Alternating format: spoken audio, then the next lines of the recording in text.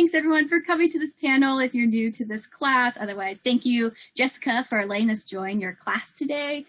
Enjoyed putting together this panel with you. So my name is Ashlyn, pronouns are she, her, hers.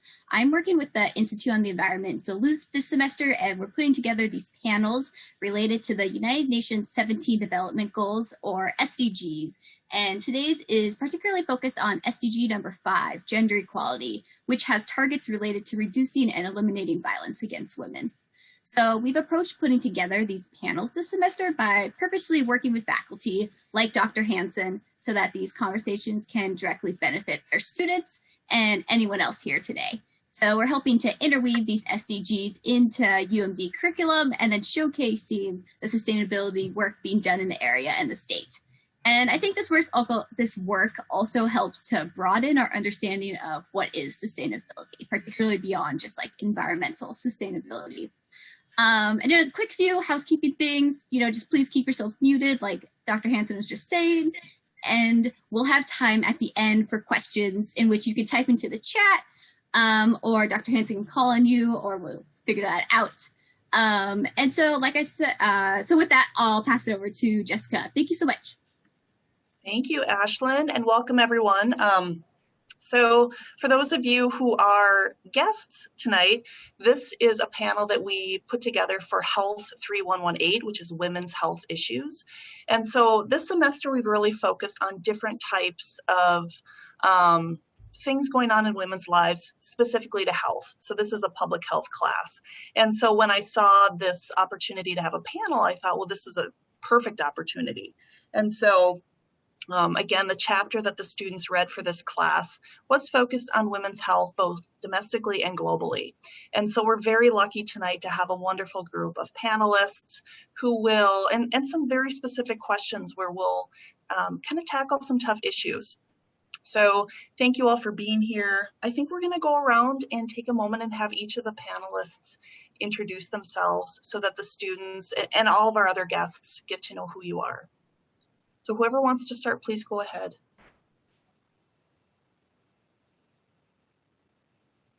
Hello, my name is Serrano Robinson. I use he, him, his pronouns, and I'm the Boys Restorative Program Coordinator at Men as Peacemakers. Thank you.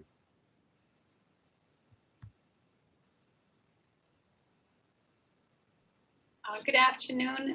My name is Susana Pelayo-Woodward, and I'm the Director of the Office of Diversity and Inclusion and Women's Resource and Action Center here at UMD.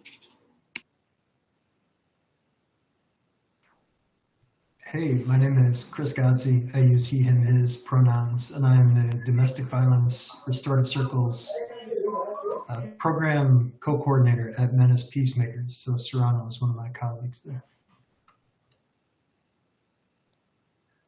Hi, I'm Carly Hiti. I use she, her pronouns, and I'm the outreach advocate at the Program for Aid to Victims of Sexual Assault here in Duluth, otherwise known as PAVSA.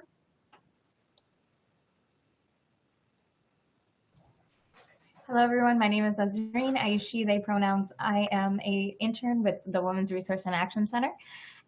So I work with Susana and a PAVSA advocate. So did we get everybody? I think we did. Welcome, everyone. So we have some pre-prepared questions, and we've decided that answer them as you're comfortable. So each of the panelists can choose if that's a question they want to answer or not, and then we'll kind of go from there. So there will be about, hopefully 10, 15 minutes at the end for students to ask questions. So if you have questions, you're free to put them in the chat as we get to the end, and I can facilitate that. So I'm going to jump right into the questions.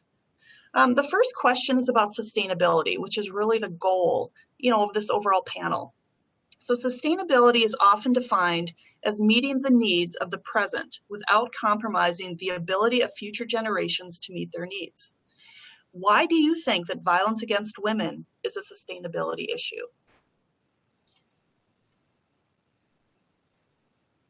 I started with the hardest one, I think. Well, I can start and maybe I just have a few comments. I think whenever there's a stressors, you know, when you tie to the environment, you know, it's the stressors in the economics or environmental health. And those stressors sometimes, and those unfortunately, women experience an increase in violence. I mean, we're seeing it currently right now with COVID-19, not just in Duluth. We see it across the state of Minnesota. We see it around the world, where the violence against women has really increased just due to the stressors with this health epidemic and what is happening around the world. Example close to home, there has been many studies done specifically with the stressors of the environment with the pipeline in South Dakota. Maybe Native advocates. There's resources and data that show that was an increase of human trafficking during the time of the construction of the pipeline, just as an example.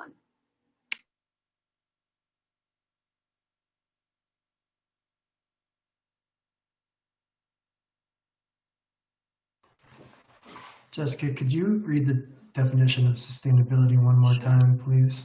I sure will, yeah. Sustainability is often defined as meeting the needs of the present without compromising the ability of future generations to meet their needs. Why do you think that violence against women is a sustainability issue?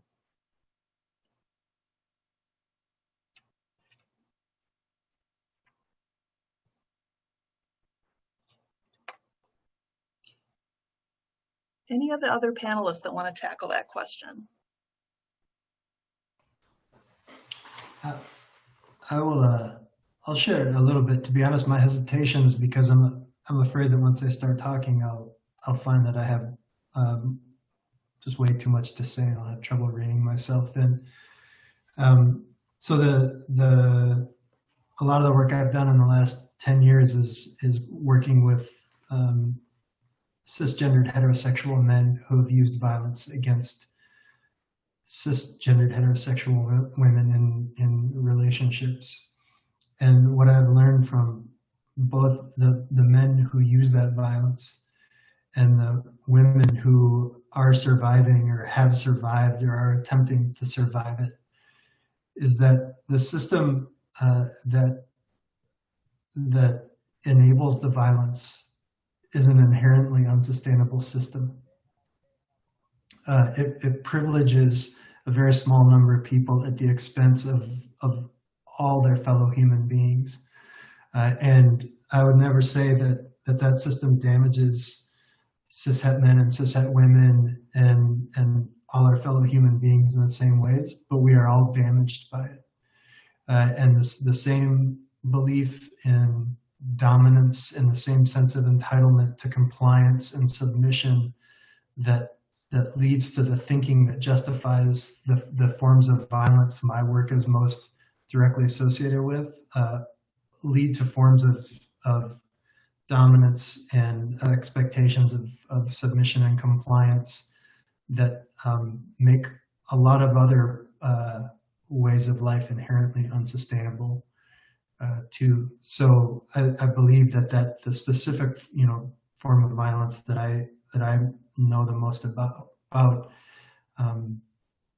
is part of a much broader, intertwined, interconnected, intersectional set of hierarchies that want to sustain themselves but are not sustainable for human beings or the planet or anybody else. I just realized, Chris, do you want to explain what cisgendered means to individuals that may not know? Yes, what I have been taught, and anyone can please feel free to correct me or to add to what I have, because I'm in the state of constantly learning and adapting my vocabulary. My understanding is that someone is cisgendered if the gender they experience and the way their body looks match. So I'm cisgendered because I was born with all the stuff that men usually have, and I experience myself as a man. fairly certain that's a pretty clumsy way of saying it. So if anyone else can put a more accurate point on it, please do. Thanks for the opportunity, Ezreen.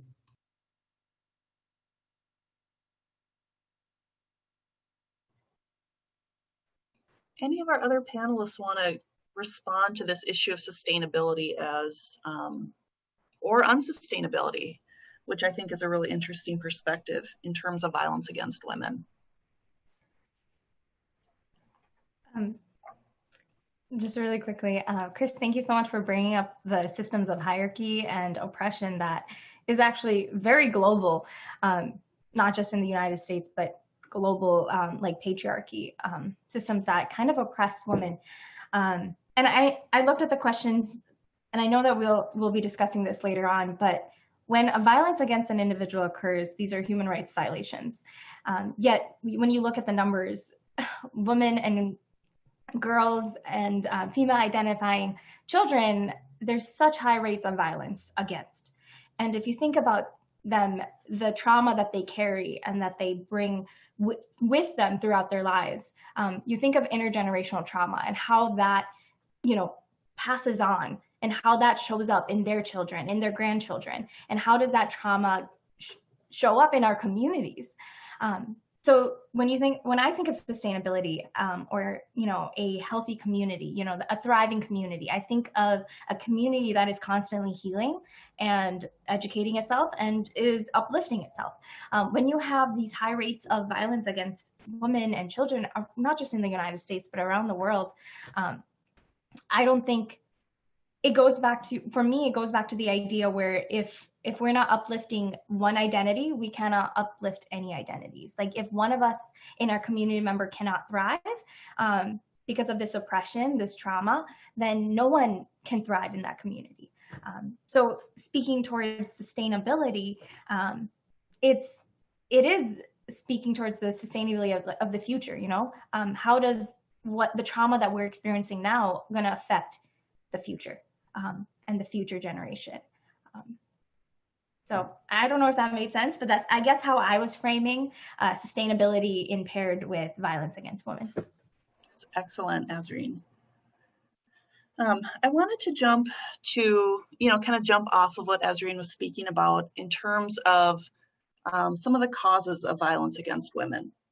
So we have a textbook in women's health issues, and part of the chapter that was read for today includes a section on perspectives of violence against women. So these can include sociocultural issues, historical trends, and media influences. So for each of the panelists, what do you think is the greatest cause of violence against women? And therefore, how can we as a society better address this issue?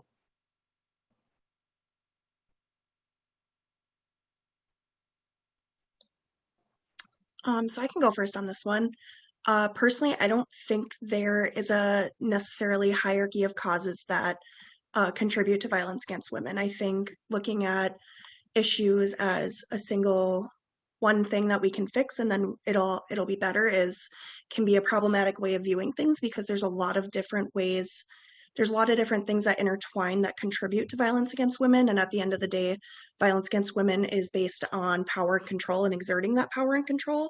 And there's different motives for people wanting to do that. There's different ways that they can exploit that. And so for me, I have a problem saying that there's one way, there's one thing that is the greatest singular cause. For me, I think it's learning about all the different aspects of what contributes to it. So historically, what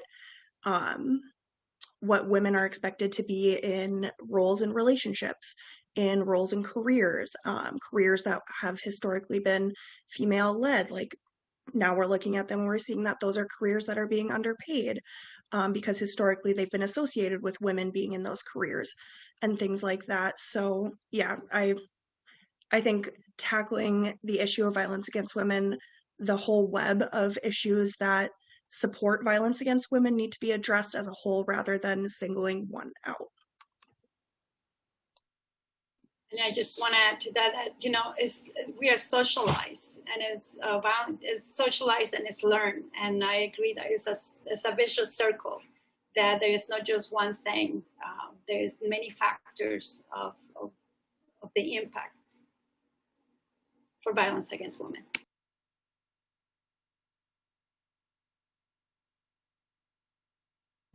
Yeah, I definitely agree as well on like the different aspects, because it was really hard to like kind of pick out like one thing like the greatest, you know. And I was like, is it fear? You know, like the fear of like power control, but that's literally just like one aspect.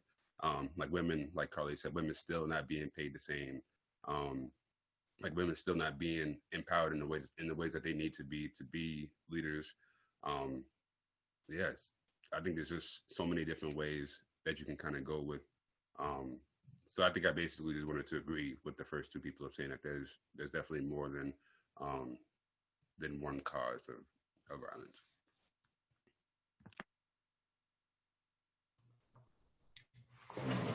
Yeah,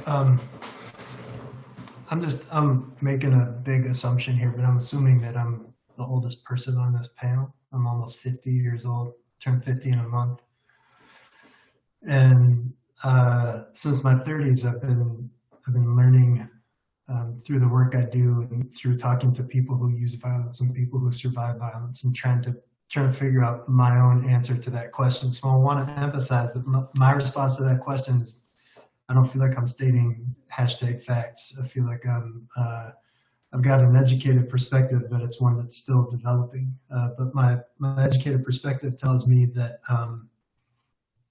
the greatest cause of violence against women, and when I think about violence against women, I specifically think about men's violence against women, because experience tells me that if all other forms of violence against women were removed, if men's violence against women were removed from the world would look drastically different enough that we kind of can't comprehend it. But if all other forms were removed, it would make an impact, but it wouldn't be as great. I didn't always used to believe that. I believe it now. It's something I believe now. But regardless of whether it's men's violence against women or anything else, my experience tells me that that is because a lot of us, from culture to culture and place to place, grow up learning to value men and masculine things more than we value women and feminine things. And that when you feel like you can value yourself or a way of thinking or a way of being more than another thing, it's a lot easier to expect deference or compliance from something, and if you value it less, you feel like it's okay to punish a lack of deference or compliance. I never say that as clearly as I want to. I get asked this question a lot because of the work I do, and I'm constantly trying to figure it out for myself because I think it's important. But I think it's just a basic matter of who and what is valued and how we're taught it's okay to treat people that we don't value.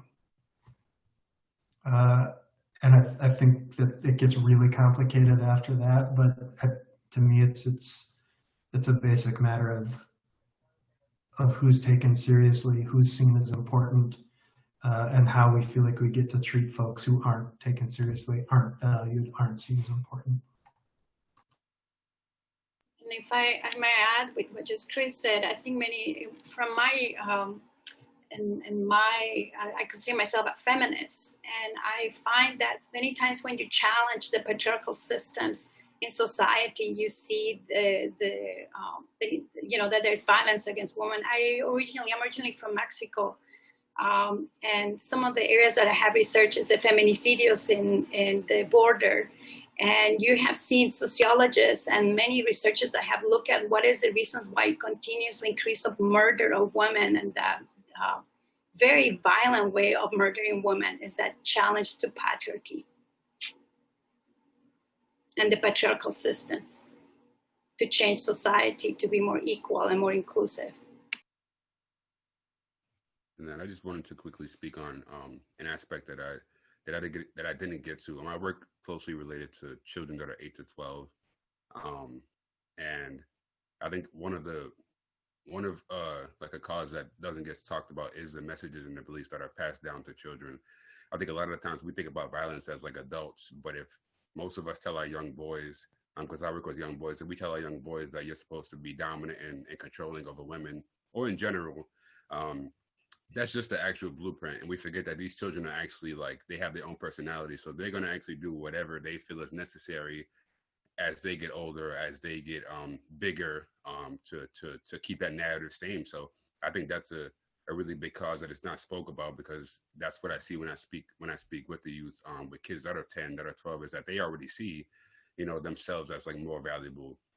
And I'm like, nope, that's not the truth. And if we instill that in their head, like in as early ages, that they're, you know, more valuable than another human being, like there's no telling the different ways that they'll actually like portray that, and that turns into actions, more beliefs, and ultimately, sadly, policies that are acted upon people. I'd like to add to Serrano's point as well. I think, and Serrano and Chris, you can speak on this too, but especially working with men who are perpetrators as adult, I think part of it is keeping that status quo of, I've been told I need to be in control and I'm going to do whatever I can to stay in control. On the flip side of that, men who are taught that men need to be in control while simultaneously as children having no control, having that trauma in the household of not being respected as a whole human being because of being a child, they grow up and then try to recompensate for that and say, now I need to take this control back because this is what I'm supposed to do. This is what my parents did. Like, this is what my dad did. So it's kind of, you know, like a 50-50 of either they were taught that they need to be dominant and they're going to continue to be dominant, or they've been put in the position of being submissive after being told that they should be dominant. And now they're trying to compensate for that as an adult and trying to keep that power and control any way that they can. I would like to briefly add to Carly's point. Thank you so much, Carly, for bringing that up. A lot of the conversation right now is very binary. It's like men as perpetrators to, if you understand, like men and women, just to make sure that we're kind of seeing the scope of it all. I just want to briefly touch on also violence that, like, in like same-sex or same women, violence against women that are sometimes perpetrated by women. And it when I think of this, I'm always like, how can you do something that, like, why is this a thing, essentially? I'm like, why is it that there are cases of women against women violence or happening? And I often think about this internalized bias that we have, and it leads back to the patriarchy that we talked about, right? Oftentimes the patriarchy tells us that this is the right and wrong, and that's why we ourselves often keep firm to these gender stereotypes that you see that society has taught us. You know, when growing up, I can tell you, growing up, I was kind of drilled with this notion that I need to be the perfect daughter, the perfect wife, the perfect student, you know, and as a woman, I have to be quiet and, like, you know, and be seen, not heard, you know, and it's these stereotypes and systems, like cultural systems and also societal systems, that was ingrained in me and that I had to hold, you know, onto. And it wasn't until later that I recognized the internal bias that I carried and, you know, internal that I had to break away from that, you know, like, and be able to empower myself. So, and that also goes back to this idea. It's like, yes, the patriarchy teaches us and keeps us in the system, but also it also teaches us to keep the status quo. Oftentimes when you see, for example, if there is a white woman who is not supporting initiatives that support women of color, even look at the voting rights. I think that would be the best example, right? Like, look at how the suffragette movement came out and who got the right to vote depending on their skin color, especially if they were women. You think of, why aren't these women supporting other women? And, you know, it goes back to maintaining the status quo. When you're given a small ounce of control, or like small ounce of like power given to you by the patriarchy, you want to keep it. So a lot of the times you see, to maintain that status quo, you subject yourself to the notions of the patriarchy, even if that means putting down other women of color and other marginalized groups.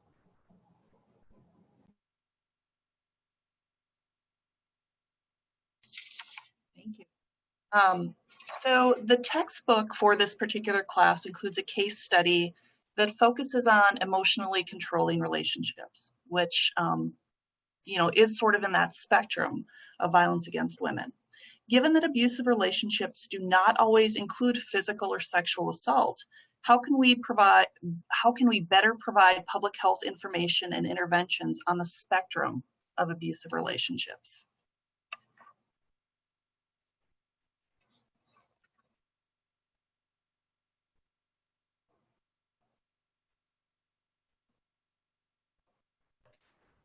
I just want to start off by saying if anyone actually has the answer to this, I'm going to be writing furiously because I want to know. I got thoughts, but I'm interested in what other folks have to say first.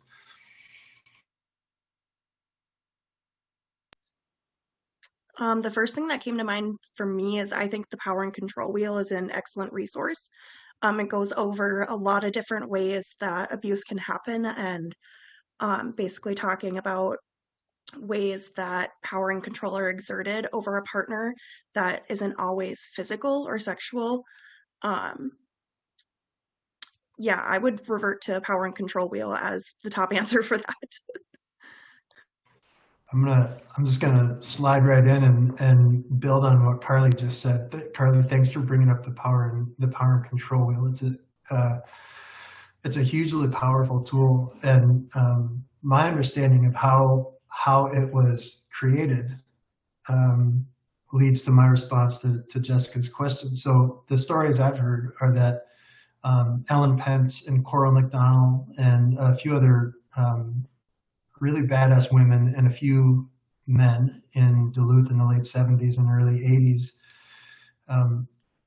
convened a lot of focus groups and kitchen table conversations and listening sessions and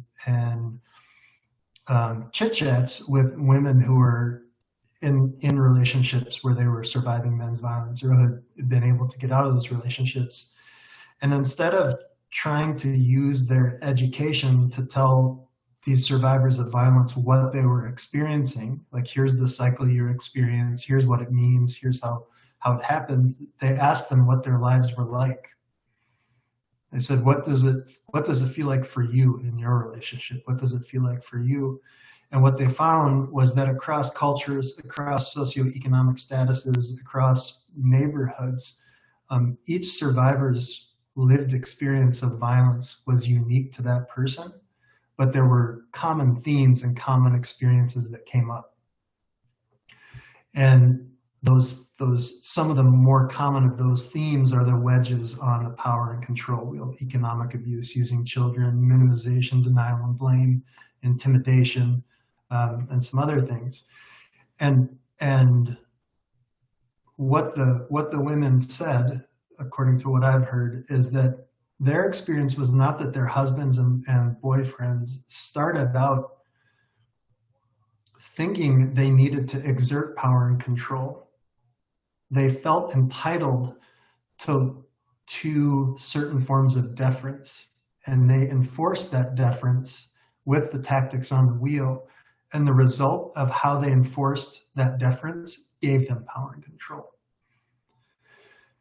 I spent a lot of years thinking, oh, it's power and control is where men start. That's what they're about. And they come in and they barge in and they assert that. And it took me a long time to understand the difference between that and someone eventually winding up with it because of how they emotionally, with the threat of physical violence, how they emotionally abuse someone. I apologize for telling such a long story. I get excited to tell it because it's a really meaningful thing to me. It's a story that's changed my life because it helped me see ways in which I was having impacts to my relationships that I didn't realize I was having. And for me, the way that connects to Jessica's question is that in this work I've done and on panels like this and talking to people who know I do this work and are curious about it, they want to know about policies, they want to know about laws, they want to know about sentences, they want to know about those guys. But when someone brings up, here are the stories of the people who are surviving the violence, they get uncomfortable for some reason. And I have some theories about why that is. But to me, the biggest public health message would be not accept everything every survivor says as fact just because they're a survivor and they're saying it, but pay attention to what survivors are saying. Listen to the stories survivors tell about their own lives and what it's like to live in a relationship where you're being emotionally abused, and you'll learn a lot. And the power and control wheel that Carly mentioned is one of the more powerful ways of confronting the lived experiences of people who are surviving all forms of abuse, including emotional and mental abuse. I'm really sorry that took so long. I appreciate you listening. And I share with all of you a link to the panel, the wheel of power and control. And thank you, Chris, for naming Ellen Pence. Unfortunately, Ellen is no longer with us, but Ellen, that started here in Duluth, Minnesota, and I don't think that many people know the Domestic Abuse Intervention Program, which they have an office in downtown in Superior here in Duluth. And their work has been, they have trained people all over the world, again, to the same experiences that Chris is talking about it. And I think when you listen to people's experiences, you validating people's stories of what they have experienced. And I invite you to explore their website, and they have come up with other wheels that you can, they're in different languages, and but you have the link in the chat now. Something I was just thinking of when Chris was talking that I wanted to add to is that when, especially being a service provider, when you're listening to people tell their stories, a lot of times victim survivors aren't recognizing that what they're saying is happening is financial abuse, is their partner trying to isolate them. And so also another thing that I've told multiple clients before is that these things don't happen within the first week, 2 weeks, month of a relationship. These things kind of snowball. Like somebody very rarely do you start dating somebody and like a week later they're physically abusing you, sexually abusing you. It doesn't not happen, but it's more so that folks in relationships, it's piece by piece that they put those pieces of the power and control wheel together to gain maximum control. And so something that I've told my clients before is that if you knew that they were going to treat you this way when you first started dating them, would you start dating them? And they go, well, no. And it's like, okay, so you can't blame yourself because this wasn't anything that came up when you were starting to pursue this relationship. These are things that slowly but surely perpetrators use to manipulate their partners, and they do it at a rate that it's not so inherently visible to them. It's slowly and steadily using multiple ways to exert that power, and people who are perpetrators know how to be manipulative like that to continue that cycle. I hope that made sense. Sometimes I feel like I just word vomit.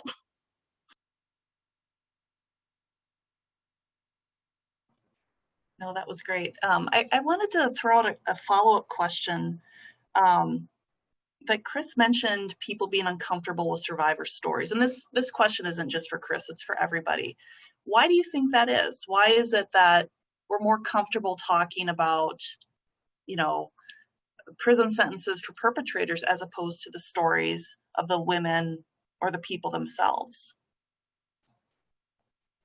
Because it's personal. We all know someone. If I could ask you, and I could see everybody and ask you to raise your hand and share with me if you know someone in your family, a friend, a loved one that has been victim of sexual assault, relationship violence, domestic violence, I can guarantee you that everybody will raise their hand. And when it's so personal, I think that's when it makes us uncomfortable to talk about it. But how are we going to stop it unless we start talking about it and become allies and stop it and intervene and educate ourselves? That's what I find that when you bring something that is more personal, and that makes people uncomfortable because it brings you places that you probably don't want to go. My response gets back to something I tried to express before about who a lot of us are taught to take seriously and see as important and value. We're talking specifically about violence against women regardless of who uses it, and women are telling stories of what it's like to survive violence. I think a lot of people simply have been conditioned to discount those stories, to take them less seriously because of who is telling them. And they may not be conscious that that's what they're doing, but I've watched it happen over and over again in my professional life, in my personal life, that when women say, here's a form of pain I've experienced, here is an example of gaslighting that happened to me. Here, gaslighting is trying to convince somebody that what they are experiencing is not what they're experiencing, trying to destabilize them and get them to question their own sense of their own reality. That when women tell those stories, they're doubted. They're asked to provide evidence that they can't provide. They're accused of trying to make things difficult for other people. And it's because, in my experience, it's because we're taught that femininity and women are not to be taken seriously, that there is something inherent unserious about it, and that we are justified in valuing it less and seeing it as less important.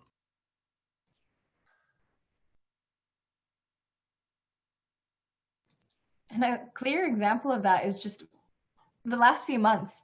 I cannot explain how many times I've heard that from people that women are too emotional, or women are too emotional to be president, you know. So just reflect, have you heard comments like that in the past few months, you know, and where do those stem from? Because how I see it is like every single war has been started by men, just saying. Yeah, I think, like, honestly, I think, like, you will realize a lot. Like, I think the biggest thing that we do as a whole is we try to be reactionary before we be preventative at the expense of women. Because actually, if you listen to these stories and you listen to the things that women actually went through, we can actually develop a plan to be preventative. But that would actually mean that we're going to actually reveal a lot of the people who are involved with it. So I think, honestly, like, as a whole, we're afraid to be preventative because, yeah, it will actually support women. It would actually, like, give them that voice. It would actually give them that empowerment. Like, we love to be reactionary and say we put a Band-Aid on it instead of just saying, let's just stop it completely from even happening in the first place. So I think, honestly, that's just how we've always, like, kind of like reacted. We rather just react at the expense of the people than to be preventative on all forms, and especially when it comes to women and children. And a lot of the times our society does not center the hurt at all. The individuals that make the policies, Chris and Carly mentioned a lot of barriers that, you know, survivors have in front of them to even, you know, have their voice and story heard, right?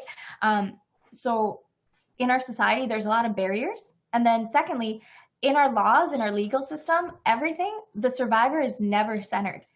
Like, the laws are not created by women at the table who are survivors, or individuals who are survivors at the table, you know. They're usually created by, frankly, white cis men.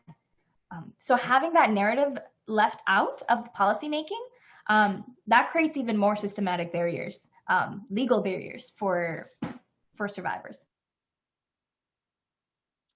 I think I have a couple part answer to this. One, I think folks have issues being preventative, like Serrano was saying. One, because humans want to inherently believe that other humans are good. And so if you acknowledge that bad things are going to happen before they happen, it just kind of feels like you're losing your faith in humanity, or that you're not able to believe that, like, people are good, which isn't inherently true, but we can still plan for the bad that we know is going to happen. And two, I 100% agree with Susana that this is really hard for people because it's personal. A lot of the red flags that come up in people's relationships, whether it's friendships, romantic, a lot of people resonate with those red flags when it comes to people in their family, their parents, the way that other people have previously treated them. And now it gives them a really weird feeling of, well, this person is identifying as a victim and they're going through very similar things that I did. Does that mean that, like, I'm a victim? And so that's that's a lot of internal dialogue for somebody. And of course, nobody ever has to identify as something that they don't want to. You can have your own lived experience and identify that however you feel you need to. But I think kind of having that, like I said, internal dialogue of, I went through the same thing as this other person. They refer to themselves as a victim survivor. Am I a victim survivor? Is this something that I went through without labeling it, and now I don't know how I feel about it? And it just causes a lot of mixed feelings for people, because these red flags are everywhere, and seeing them in your own life, it's easy to ignore them. When somebody else tells you their story and they've come to the point of acknowledging those red flags and acknowledging the trauma that it causes, then it makes you look back and think and reevaluate the relationships in your life. And so, like Susana said, it's personal and it hits really hard, and it's really hard to work through.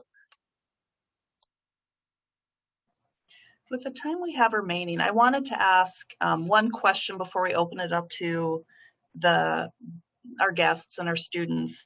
I wonder if each of the panelists could name one strategy or one policy that they think works well or has worked well in your work to help women directly or indirectly. So one policy, one strategy that has helped women.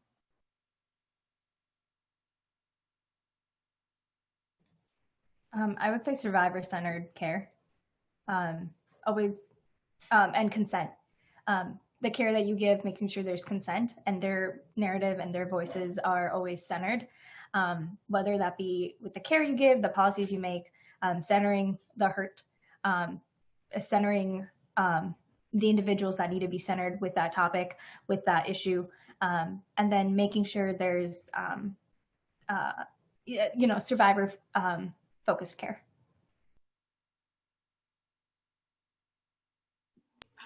Coming from the work that I work in at UMD, I'm extremely grateful of the number of agencies, some nonprofits that we have here in Duluth, but specifically the work that PAVSA does in our community, the Program for Aid for Victims of Sexual Assault. I would say that's, if I would say it's something that transformed having sexual assault advocates on campus. And it was, Chris remembers this because I have worked with Chris for many years before we could even be able to question and demand changes to our processes to be victim-centered and to make sure that the students felt that their stories were listened and that validated. But being able to partner with PATS and being able to have sexual assault advocates on campus, I would say that's something that you may think that it's something that happened so easily, but it didn't. It took a lot of work and a lot of patience and a lot of support from the previous director at PAVSA and the continuous work with the current director and all the advocates that work at PAVSA.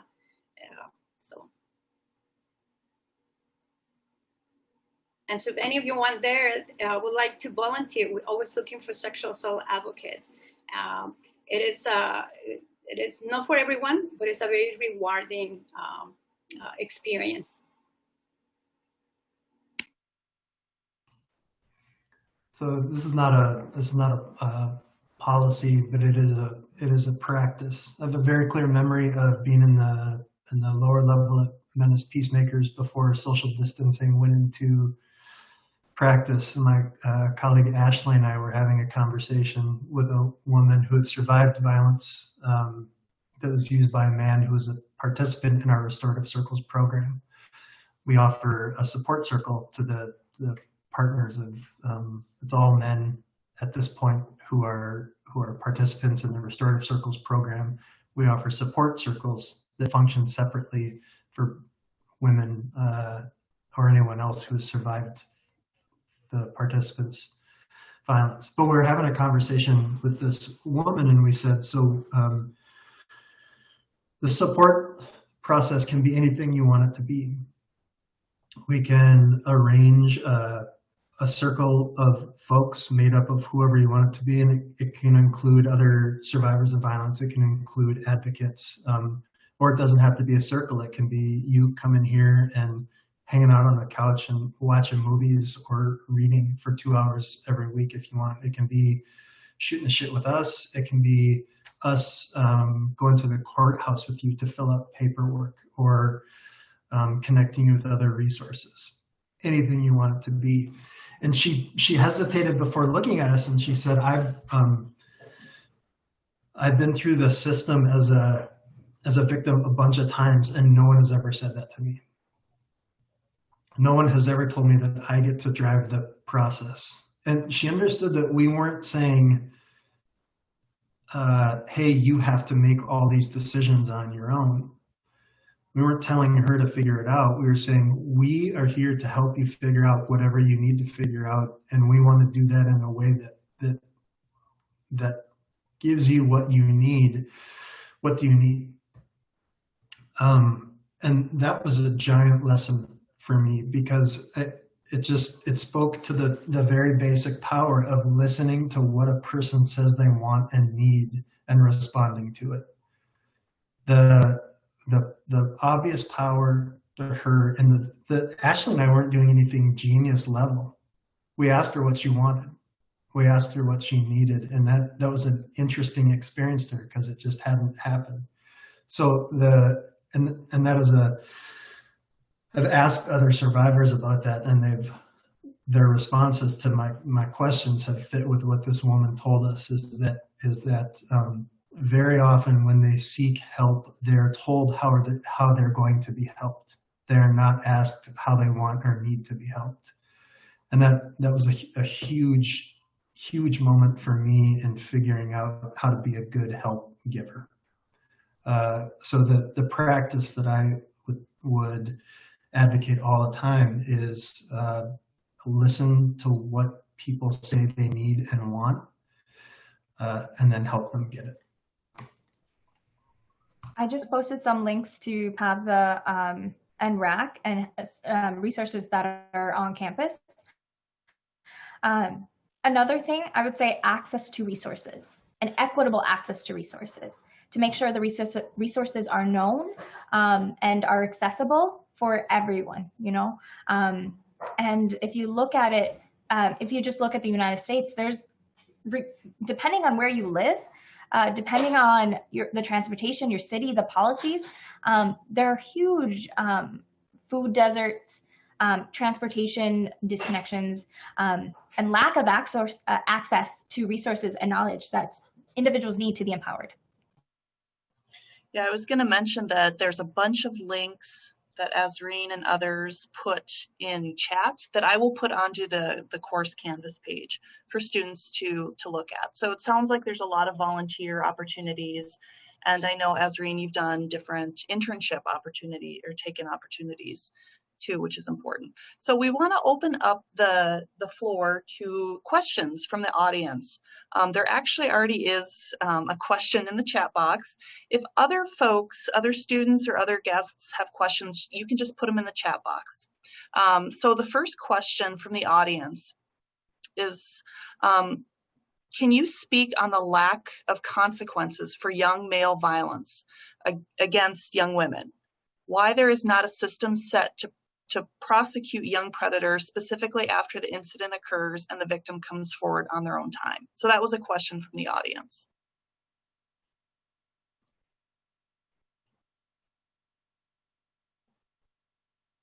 That's a really good question. Because boys and men are taken more seriously than girls and women. And I think it goes back to what Azreen mentioned earlier about who makes the policies and how rules and how the court system works.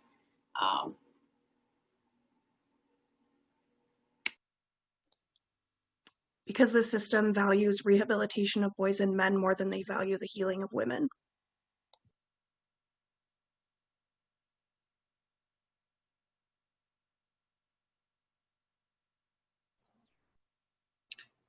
So if you have questions for our panel, you can certainly put them in the chat box and I'm happy to read them. Otherwise, you can unmute yourself and certainly ask any questions. I'll give a few seconds while I peruse my other questions for the audience to ask their questions. Jessica, can I briefly answer that last one that you had asked about what works best with the services that we provide? I just really wanted to emphasize what Chris was saying about giving people choice. That is, to me, the core of advocacy is restoring power to people by giving them that power back to make their own decisions. That is at the beginning of every client contact I have, any work that I do with anybody, is what do you want from me and how can I help you get to where you want to be? So, okay, you want to report to law enforcement. Do you want to do that now? When do you want to do that?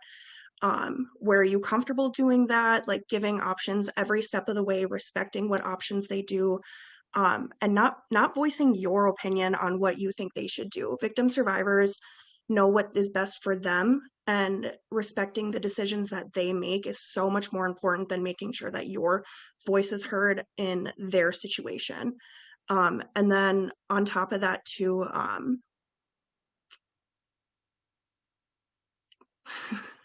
forgot the second part of that, what I was going to say. I'll come back if I remember. Okay, sounds good. So any other questions from the audience?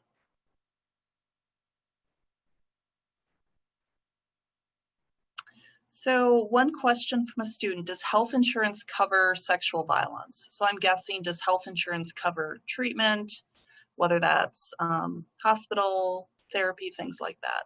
Great question. How do you pay for those services? That is a great question.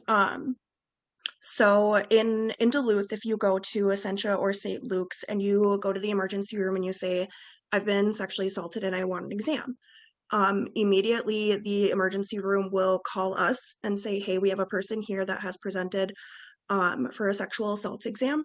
And so we will dispatch a sexual assault nurse examiner who is a registered nurse, and then they have an extra 40 hours of training to be trauma informed, to give a higher level of care than ER nurses are able to, mostly due to the high volume of emergency rooms.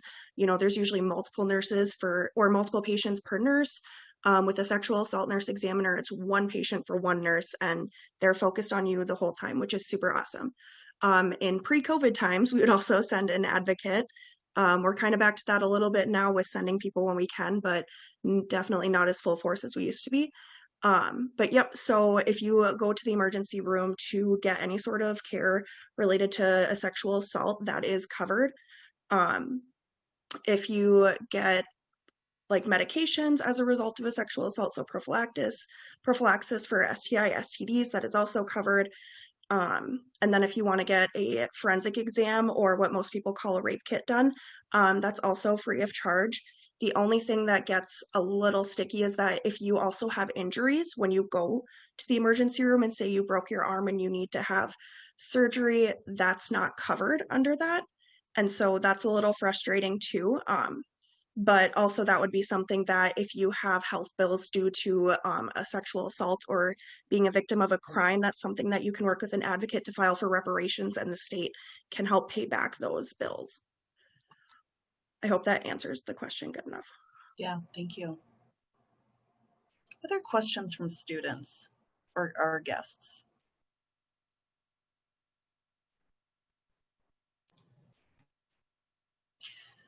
So there's one question in the last 5 minutes I wonder if each panelist could tackle. So what's next for your work, or what do you think is next for your organization in terms of this topic?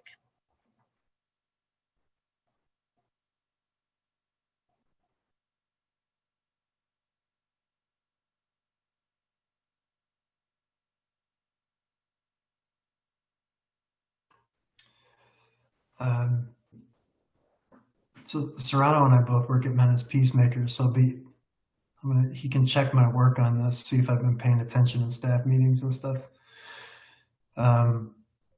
So as my introduction to myself and a lot of the things I've said suggests, a lot of the work that has been done from especially the late 70s until now regarding violence against women has focused on men's violence against women in certain kinds of relationships.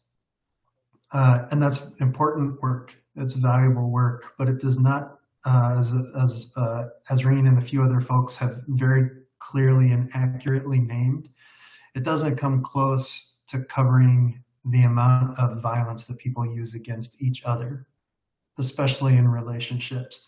People who research relationship violence know that rates of it are very high among transgender folks, among non-binary folks, among folks in same-sex relationships. It is not limited to men's relationships with women. At Men as Peacemakers, we're trying to make the world a safer place for everybody to thrive. When we say everybody, we mean everybody. So we're going to keep doing the work we do, and we are also going to try to keep doing work that expands into making that sense of thriving accessible to more and more people, regardless of where they are, how they look, who they are. Just trying to make it more universal and more accessible.